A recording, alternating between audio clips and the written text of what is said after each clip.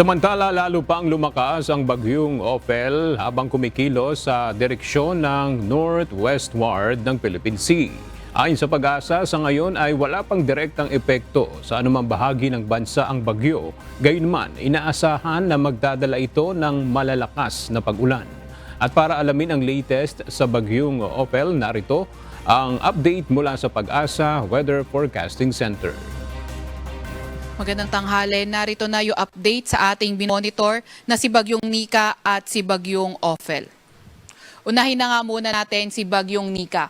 Kanina alas 10 na umaga, ito ay nasa layong 225 kilometers west-northwest ng Lawag City. Ito ay nagtataglay ng lakas na hangin na 95 kilometers per hour malapit sa sentro at bugso na abot sa 115 kilometers per hour. Kumikilo sa direksyong Hilagang Kanluran sa bilis na 10 kilometers per hour. Nakita nga natin itong si Nika na malapit na ngang lumabas ng ating Philippine Area of Responsibility. So kahit nga po papalabas na nga itong si Nika, meron pa rin tayo mga nakataas na wind signal. And also may minomonitor din tayong bagyo sa loob ng ating Philippine Area of Responsibility, si Bagyong Ophel.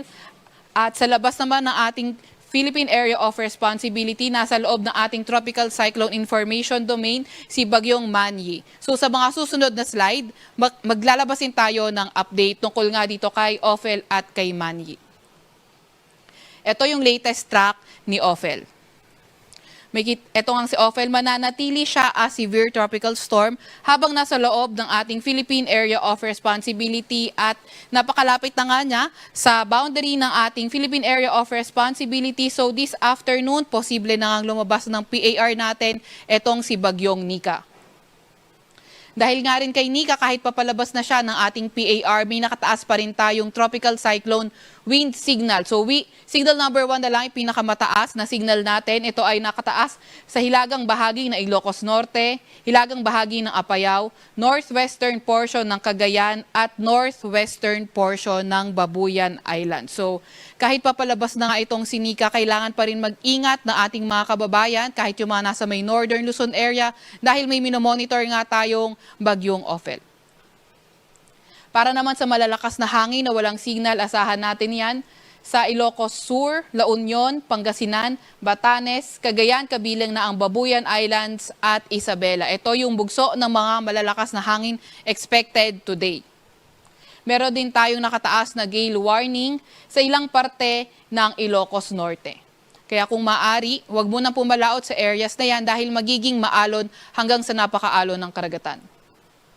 Ito naman yung update kay Bagyong Ophel. As of 10 a.m., ito ay nasa layong 950 kilometers sa may silangan ng southeastern Luzon. Nagtataglay ng lakas na hangin na 85 kilometers per hour malapit sa sentro at bugso na aabot sa 105 kilometers per hour. Kumikilos sa direksyong Hilagang Kanluran sa bilis na 35 kilometers per hour. Sa kasalukuyan, may kalayuan pa naman si Ophel sa ating landmass pero may kabilisan ito ng paggalaw at 35 kilometers per hour nga. At currently, wala itong direkta epekto sa kahit anong parte ng ating bansa pero sa paglapit niya, posible nga yung trough niya or siya mismo yung magdadala ng mga paulan sa malaking bahagi nga ng northern at central Luzon area. So ito yung ating track ni Ophel. So inaasahan nga natin na tomorrow evening o Thursday early morning, posible na maging typhoon category itong si Ophel. At pinakamalakas na intensity nito ay bago ito mag-landfall at possible landfall area nito sa may northern Luzon o hindi kaya central Luzon area this Thursday afternoon or evening.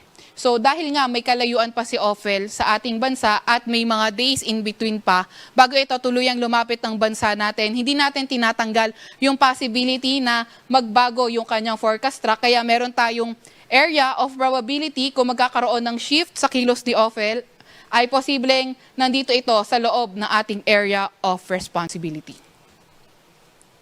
Ano nga ba inaasahan natin sa mga bugso ng mga malalakas na hangin bukas? Posible ito sa Catanduanes. By Thursday, sa may Batanes, sa may Quezon, kabilang ng Polillo Islands, Camarines Norte, at ang northern portion ng Camarines Sur at Catanduanes. By Friday, sa may Isabela at ang northern portion ng Aurora. Signal number 1, posible this late evening or tomorrow early morning sa may Cagayan Valley. Kaya lagi pa rin tayong mag-aantabay sa mga ilalabas na update ng Pag-asa.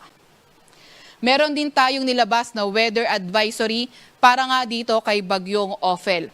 So, although sa ngayon, wala pang direktang epekto si Ophel sa kahit na anong parte ng ating bansa, pero by Thursday, asahan na nga natin yung heavy to intense rains, 100 to 200 millimeters na mga pag-ulan sa may Cagayan, pati na rin sa may Isabela. Kapag heavy to intense yung mga pag-ulan, pwede yung mga flooding events, especially sa mga urbanized, low-lying at near rivers at landslide. Landslide ay likely sa moderate to highly susceptible areas. Meron din tayong moderate to heavy rains, 50 to 100 millimeters sa may Apayao, Kalinga at Mountain Province. Ano bang ina-expect natin? Kapag may moderate to heavy rains tayo, localized flooding, posible mainly in areas na urbanized, low-lying or near rivers at landslide posible sa mga highly susceptible na mga area.